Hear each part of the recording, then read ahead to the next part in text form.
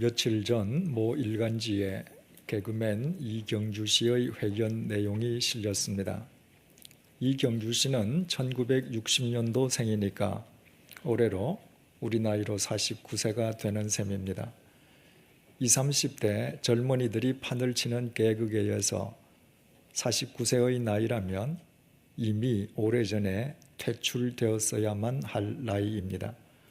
그런데도 그 나이에 현역 개그맨으로서 누구보다 탄탄한 입지를 지니고 있는 사람은 이경주 씨가 거의 유일무이합니다. 그러나 그것은 우연의 결과가 아니었습니다. 그가 젊은이들이 판을 치는 개그계에서 49세가 되기까지 살아남기 위해서 얼마나 자신에 대해서 냉철하게 생각하고 얼마나 처절한 변신의 과정을 거쳐왔었는지 그 회견 내용은 생생하게 보여주었습니다. 회견 내용 중에는 소위 양심 냉장고에 대한 대목도 있었습니다. 오래전에 TV를 통해서 방영되었던 양심 냉장고는 제작진이 설정한 특수 상황 속에서도 철저하게 법을 지키는 양심적인 시민을 찾아내어 대형 냉장고를 선사하는 프로그램이었습니다. 그 프로그램이 공전의 대히트를 기록한 직후에 이경주 씨는 한국을 떠나서 일본으로 유학을 가서 주위 사람들을 놀라게 했습니다. 왜 그때 대히트를 친 직후에 일본으로 유학을 갔는지, 그것이 단순히 재충전을 위함이었는지 묻는 질문에 그는 이렇게 답변을 했습니다. 아이고, 말도 마십시오. 양심 냉장고에 출연하면서부터 사람들이 저보고 이경주 선생님이라고 불렀습니다. 검찰에서 강연 요청을 하기도 하고요. 저더러 시대의 양심이라는 거예요. 아이쿠 싶었죠. 그래서 일본 TV 프로그램도 공부할 겸 일본으로 떠났지요. 그때 시대의 양심이라는 말에 제가 도취되었다면 지금의 저는 당연히 없지요. 대중은 연예인의 역할과 실제를 구분하지 않아요. 연예인에게 그것은 독배입니다. 저는 이 글을 읽으면서 이경주 씨가 참 지혜로운 사람이라는 생각을 했습니다. 이경주 씨는 양심 냉장고라는 프로그램에 단지 진행자로 출연했을 뿐입니다. 그런데 그 프로그램이 공전의 대히트를 기록하면서 연예인의 TV 속 역할과 TV 밖 실제를 구분할 줄 모르는 대중들이 선생님 하면서 시대의 양심으로 떠받들고 심지어 검찰까지도 시대의 양심이 하는 소리를 듣겠다면서 강연을 요청하는데 그 자신이 스스로 도취되어 자기 자신을 시대의 양심으로 착각하고 마치 자신이 시대의 양심인 척 행동하려 했다면 그는 개그맨으로도 실패했을 것이고 그의 인생 역시도 실패하고 말았을 것입니다. 그것은 거짓된 삶이고 거짓된 삶은 반드시 무너지기 때문입니다. 이런 의미에서 대중이 던진 유혹의 덫에 빠지지 아니하고 개그맨으로서 자신이 지켜야 될 자리를 바르게 알고 또 지킨 이경주 씨는 참으로 지혜로운 사람이라 할 수 있습니다. 그가 그 지혜를 계속 간직하면서 살아가는 한 그의 나이 49세가 아니라 59세, 69세가 되어서도 왕성한 현역 개그맨으로 살아갈 수 있을 것입니다. 가이사랴의 고넬료가 가이사랴에서 50km 떨어져 있는 요빠에 체류 중인 베드로를 청하기 위해서 세 사람을 보낸 날의 이튿날의 이튿날의 이튿날, 그러니까 나흘째 되는 날, 마침내 베드로가 고넬료의 집에 당도했습니다. 그때 고넬료는 자기 집에 자기 친척과 친구들까지 불러 모아놓고 베드로를 기다리고 있었습니다. 언제 베드로가 도착할지 알 수도 없는 상황 속에서 고넬료가 자기의 친척과 친구들까지 이미 불러 모아놓고 베드로를 기다리고 있었다고 하는 것이 무엇을 의미하는지에 대해서는 지난 시간에 우리 함께 상세하게 생각해 보았습니다. 고넬료가 베드로가 도착하기도 전에 친척과 친구들까지 불러 모아놓고 기다릴 정도로 베드로를 기다리고 있었다면, 그가 베드로에게 세 사람을 보낸 날부터 베드로가 가이사랴에 도착하기까지 그 나흘 동안 고넬료가 얼마나 간절한 마음으로 베드로를 기다렸을는지, 그리고 베드로를 만나는 순간에 고넬료의 기쁨이 얼마나 컸을는지는 우리가 능히 짐작할 수 있습니다. 고넬료는 베드로를 보자마자 어떤 행동을 취했었는지 본문 25절이 이렇게 밝혀주고 있습니다. 마침 베드로가 들어올 때에 고넬료가 맞아 발 앞에 엎드려 절하니, 고넬료는 베드로를 보자마자 베드로 발 앞에 엎드려서 베드로에게 절을 했습니다. 헬라어 원문에 사용된 동사 프로스퀴네오는 노예가 땅바닥에 바짝 엎드려서 주인의 발에 입 맞추는 행동을 표시하는 단어로서 2000년 전 당시 사람들에 의해서 하나님을 경배하는 의미로도 사용되던 단어였습니다. 고넬료는 당시 로마 제국의 백부장이었습니다. 고넬료는 노예가 아니었다는 말입니다. 따라서 베드로를 처음 만난 고넬료가 당시 인사법에 따라서 베드로를 포옹하든가 혹은 베드로에게 입 맞추기만 해도 될 일이었습니다. 그런데 고넬료는 베드로의 발 앞에 엎드려서 베드로에게 절을 했습니다. 그것은 고넬료가 베드로를 사람이 아니라 마치 하나님과 같은 신적 존재로 간주하고 있었음을 의미합니다. 2000년 전 로마 제국의 사람들은 인간인 로마 황제를 신으로 숭배해야만 했습니다. 도시마다 황제를 경배하는 황제의 신전이 있었습니다. 따라서 2000년 전 로마 제국의 사람들에게는 인간을 신으로 경배하는 일이 조금도 생소한 일이 아니었습니다. 더욱이 고넬료가 베드로를 청했던 것은 자기 임의에 의해서가 아니라 하나님의 명령을 쫓아서였습니다. 기도하는 가운데 환상 속에 나타난 천사를 통해서 베드로를 청하라는 하나님의 명령을 들었던 것입니다.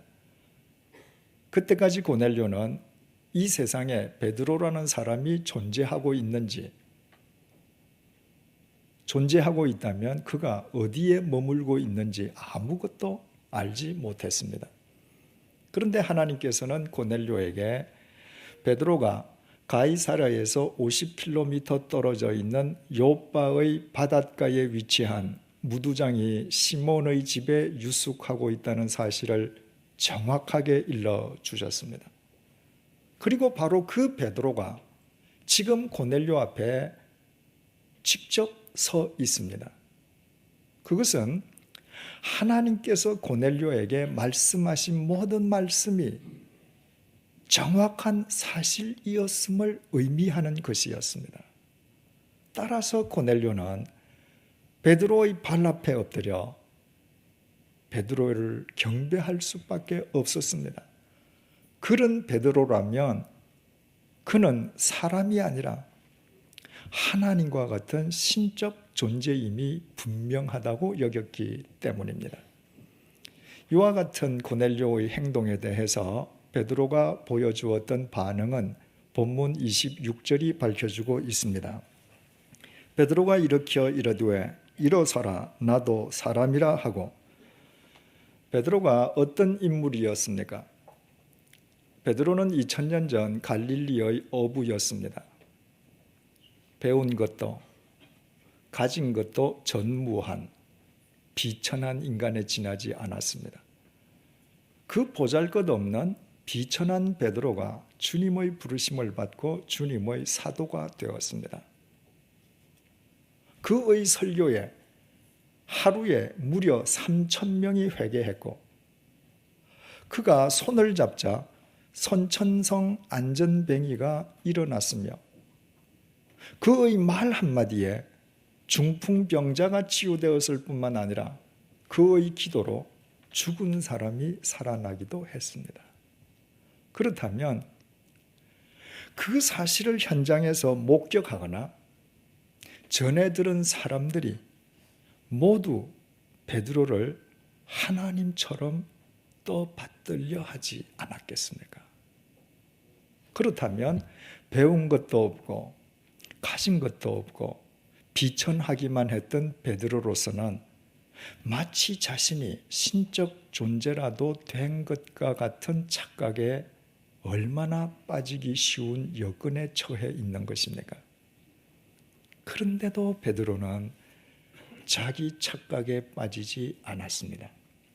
베드로는 자기 발 앞에 엎드려 절하는 고넬료를 황급히 만류하면서 일어서라 나도 사람이라고 고넬료에게 말했습니다. 사본에 따라서는 이때 베드로가 한 말을 무슨 일을 하는 거냐? 나도 너와 같은 사람이라고 기록한 사본들도 있습니다. 그 정도로 베드로는 자신을 신적 존재로 경배하려는 고넬료를 완강하게 만류했고 자신이 사람이라는 사실을 강조했습니다. 이유는 간단했습니다. 바로 그것이 사실이었기 때문입니다.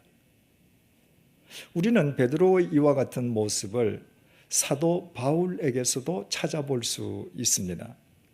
사도 바울이 바나바와 함께 루스드라에 갔을 때 베드로에 의해서 날 때부터 안전뱅이였던 사람이 일어서는 역사가 나타났습니다.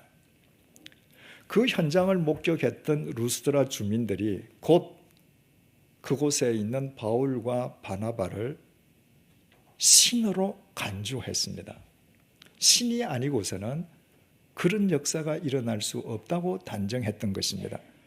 그래서 루스드라 사람들은 소를 끌고 와서 소를 제물 삼아 자신들이 신이라고 여기는 바울과 바나바에게 제사를 드리려고 했습니다. 그때 바울이 보인 반응은 사도행전 14장 14절에서 15절에 기록되어 있습니다. 두 사도 바나바와 바울이 듣고 옷을 찢고 무리 가운데 뛰어들어가서 소리질러 이르되 여러분이여 어찌하여 이러한 일을 하느냐? 우리도 여러분과 같은 성정을 지닌 사람이라. 바울은 베드로와 전혀 다른 의미에서 자기 교만에 빠지기 쉬운 배경을 지니고 있었습니다. 바울은 이스라엘 역사상 최초의 왕을 배출한 베냐민 지파였고 종교적으로 가장 큰 우월감을 지니고 있는 바리새파에 속해 있었고 이스라엘 최고의 율법 선생인 가말리엘의 제자였고 더욱이 당시 로마 제국의 시민권을 보유하고 있었습니다. 유대인 가운데 바울만큼 좋은 배경을 지니고 있는 사람은 흔치 않았습니다. 그 정도로 잘난 바울이었으므로 이를테면 바울은 루스드라 사람들이 자신을 신으로 경배하려고 할 때 그 상황을 은근히 즐길 수 있는 여건을 지니고 있는 셈이었습니다. 하지만 바울은 그 즉시 바나바와 함께 자신의 옷을 찢었습니다. 유대인들이 옷을 찢는 것은 참을 수 없는 울분이나 비통한 심정 혹은 단호한 의지를 표시하기 위한 관습이었습니다. 그리고 바울은 루스드라 사람들을 향해서 베드로와 똑같은 말을 했습니다. 어찌하여 이런 일을 하느냐? 우리도 여러분과 같은 성정을 지닌 사람이라. 베드로와 바울이 위대한 것은 그들이 단순히 주님의 사도이고 그들이 성경을 기록했다는 데에만 있지 않습니다. 그들이 정말 위대했던 것은 그들은 어떤 경우에도 자신들이 사람임을 망각하지 않았다는 데에 있습니다. 사람이 사람임을 망각하지 않는다는 것이 별로 대수롭지 않게 생각될 수도 있습니다. 하지만 우리의 삶이나 우리 주위를 자세히 들여다보면 사람이 사람임을 망각하지 않고 살아가는 것이 얼마나 어려운 일인지를 알게 됩니다. 16세기 초 부패한 로마 가톨릭 교회에서 떨어져 나온 개신교는 이제 겨우 500년의 역사를 지니고 있는데 반해서 로마 가톨릭 교회는 무려 2000년의 역사를 갖고 있습니다. 따라서 개신교인인 우리는 개신교보다 4배나 더 긴 역사를 지니고 있는 로마 가톨릭 교회의 장점을 겸손하게 본받고 배우는데 주저함이 없어야 할 것입니다. 그러나 아무리 세월이 흘러도 개신교도인 우리들이 결코 수용할 수도 이해할 수도 없는 것이 있습니다. 로마 가톨릭 교회의 교황 무류성과 같은 교리입니다. 로마 가톨릭 교회는 1869년에 개최되었던 제1차 바티칸 공회에서 교황의 무류성을 공식적으로 의결하고 채택했습니다. 무류성이란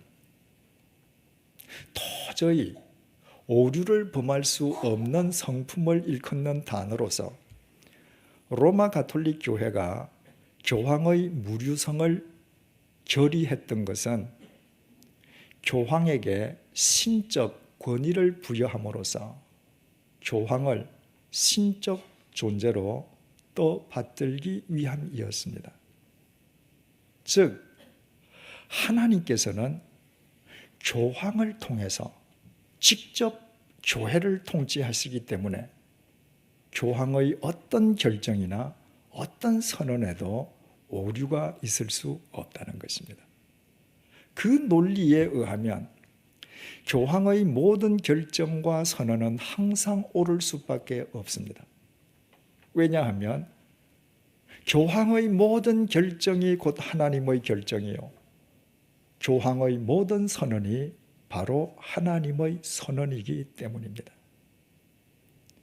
인간의 전적 타락을 밝혀주고 있는 성경의 증언은 찾지 하고서라도 인간인 우리 자신을 누구보다도 더 잘 알고 있지 않습니까? 우리가 얼마나 추하고 얼마나 흉측하고 얼마나 역겨운 존재인지 말입니다. 오죽하면 우리 자신이 우리 자신을 미워할 때가 있겠습니까? 그뿐만 아니라 인간인 우리 자신이 얼마나 불완전하고 미숙한 존재인지도 잘 알고 있습니다. 그때는 그것이 반드시 옳다고 확신했는데 세월이 지나놓고 보니 그게 아닌 경우가 어디 한두 번이 아니었지 않습니까? 그런데도 어느 특정 인간의 결정이나 선언이 시간과 공간을 초월해서 항상 옳을 뿐만 아니라 그 사람의 모든 생각이 하나님의 생각과 정확하게 일치하고 하나님 아버지께서 그 한 사람만을 통해서 당신의 뜻을 드러내신다면 그 사람은 사람이 아니라 신이지 않겠습니까? 죄인인 인간에게 대체 어떻게 그런 일이 가능할 수 있겠습니까? 그런데도 로마 가톨릭 교회는 교황 무류성의 교리를 갖고 있고 가톨릭 교인들은 그것을 사실로 믿고 있습니다. 가톨릭 교인에게 교황은 사람이 아니라 하나님과 같은 신적 존재인 것입니다. 교황 자신도 자신이 사람이 아니라 하나님과 같은 신적 존재라고 스스로 믿고 있음이 분명합니다. 그렇지 않고서야 계명천지인 21세기에 이르기까지 예수 그리스도의 종으로서 인간을 섬기는 역할을 표방하는 그분이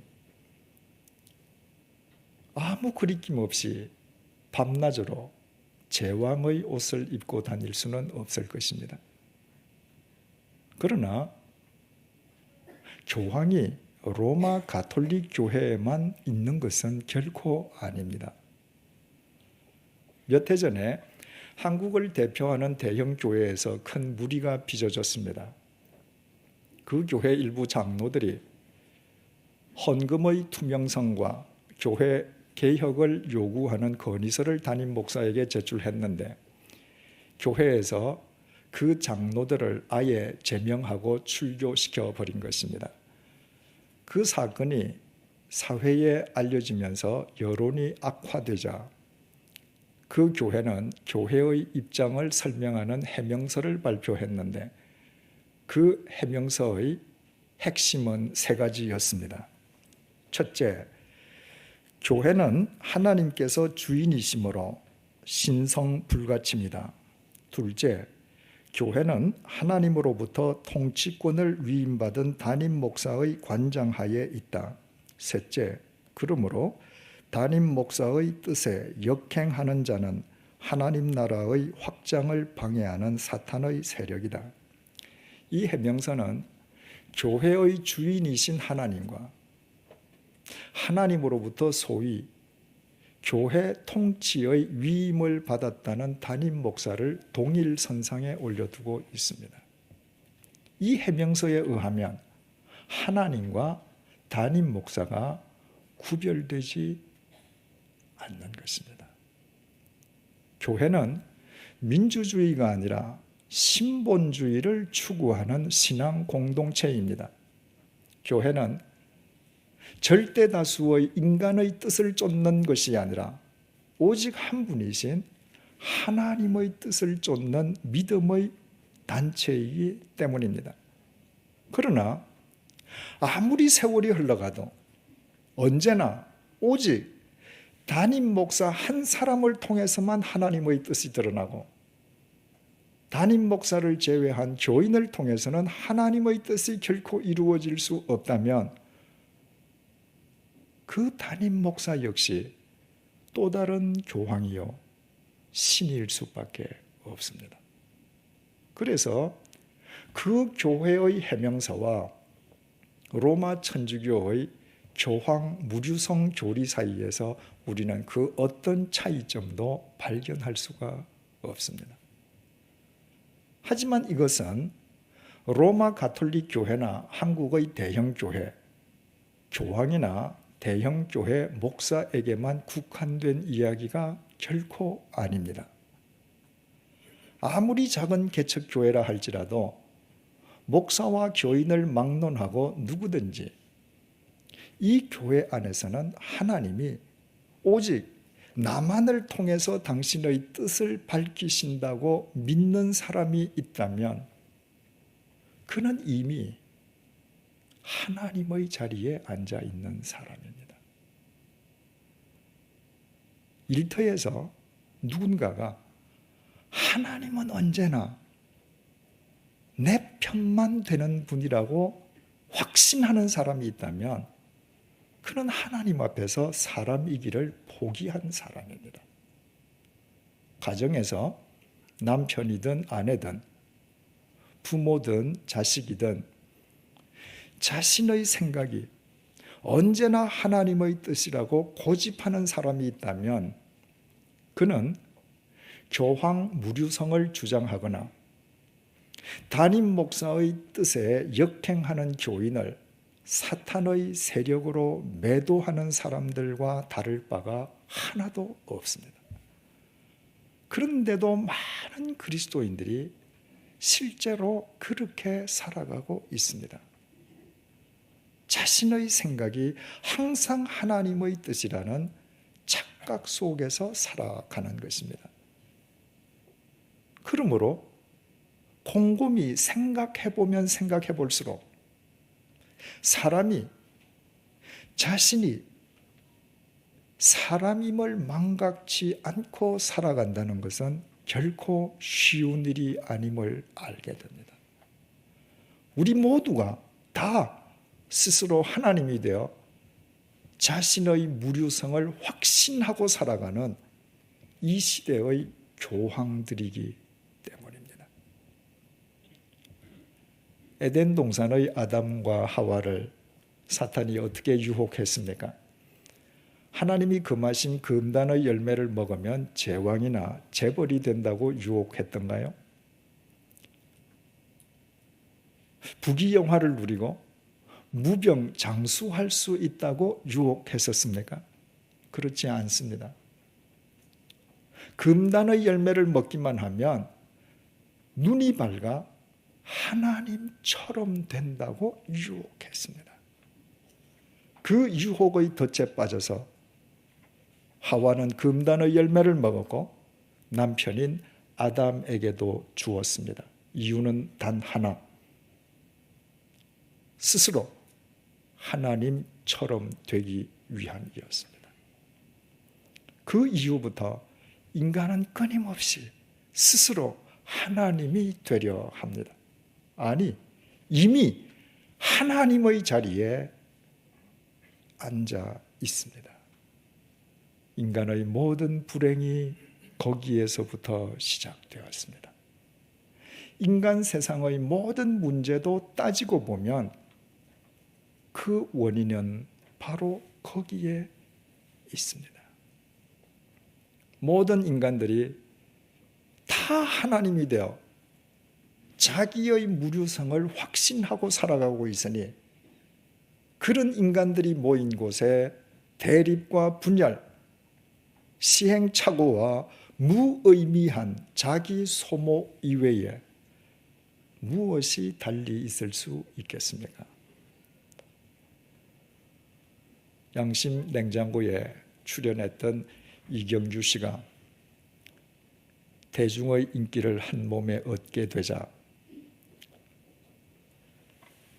TV 속 연예인의 역할과 TV 밖 연예인의 실제를 구별하지 못하는 대중이 던진 유혹의 덫에 빠져서 스스로 시대의 양심이라 착각하고 시대의 양심인 척 행동하려 했다면 그보다 더 유치한 개그가 어디에 있었겠습니까? 진짜 개그는 사람을 즐겁게 하지만 정도에서 벗어난 인간의 삶이 벌리는 유치한 개그는 사람들의 눈살을 찌푸리게 합니다. 그래서 자기 착각에 빠지지 않았던 이경주 씨는 지혜로운 사람이었습니다. 사도의 역할과 실제를 구별하지 못한 고넬료와 루스드라 사람들이 베드로와 바울을 신적 존재로 경배하려고 했을 때 만약 베드로와 바울이 그 상황을 즐기려 했다면 하나님 보시기에 그것은 얼마나 한심한 개그였겠습니까? 그래서 자기 교만에 빠지지 않았던 베드로와 바울은 참으로 위대한 사도들이었습니다. 그렇다면 하나님 앞에서 우리 자신들은 어떻습니까? 고작 공동묘지에서 한 줌의 흙으로 끝나버릴 미물에 지나지 않는 우리 자신들이 스스로 하나님이 되어 자신의 무료성을 확신하면서 살아간다면 그것은 또 하나님 보시기에 얼마나 저급한 계획이겠습니까? 사람이 자신이 사람임을 망각하지 않고 사람으로서 사람이 지켜야 할 자리를 지키면서 사는 것이 사람의 지혜입니다. 그 사람만 자신을 창조하신 하나님과 바른 관계를 맺을 수 있기 때문입니다. 신영복 교수의 글에 의하면 네팔 사람들은 자기 나라에 있는 히말라야 산맥의 정상에 오르지 않는다고 합니다. 네팔 사람들에게 히말라야 정상은 정복의 대상이 아니라 경외의 대상이기 때문이라고 합니다. 그러나 전 세계의 수없이 많은 알피니스트들은 히말라야의 정상을 정복의 대상이라고 확정하고 끊임없이 그 정상에 도전하고 있습니다. 그러나 그 정상 도전에 성공하든 실패하든 히말라야 정상을 향해 오르는 모든 사람들은 우리에게 동일한 메시지를 전해주고 있습니다. 해발 8,842m에 달하는 히말라야 산맥의 정상 에베레스트 산 정상은 절대로 사람이 살 수 있는 곳이 아니라는 것입니다. 만약 누구든지 그 정상에 올라갔다 할지라도 즉각 내려오지 않으면 안 된다는 것입니다. 인간이 살 수 있는 곳은 히말라야 정상이 아니라 우리가 두 발 딛고 있는 낮은 이 땅 위라는 것입니다. 사랑하는 교우 여러분,